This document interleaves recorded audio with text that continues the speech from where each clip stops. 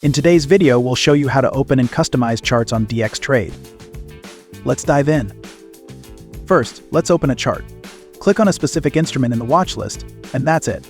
The chart is open. Alternatively, you can use the search bar at the top. Just type in the name of the instrument you're looking for. Let's say AUDUSD, select it, and there you go. Now, let's see how to customize the chart.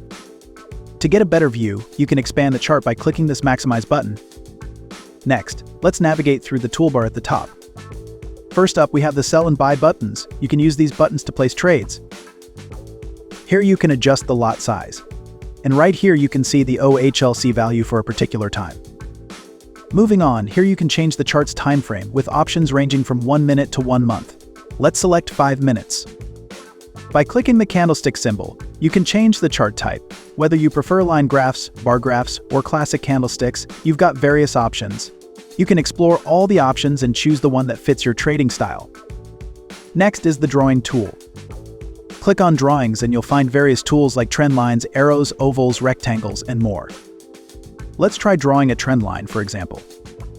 You can even adjust the color, size coordinates, and other properties for any tool on the chart.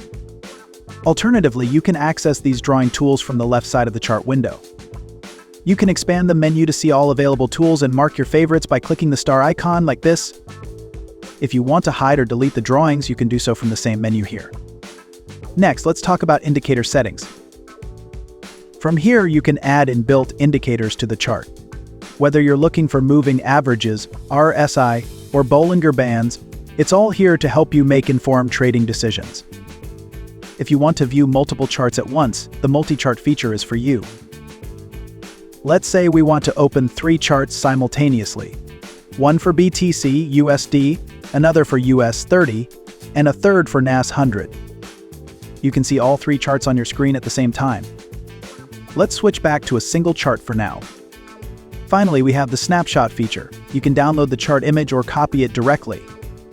Let's download the image, and it's saved and ready to share or analyze later. That's it for this video. In part 2, we'll cover the chart settings, so be sure to check that one out as well. Thanks for watching. If you found this video helpful, don't forget to like, share, and subscribe to our channel.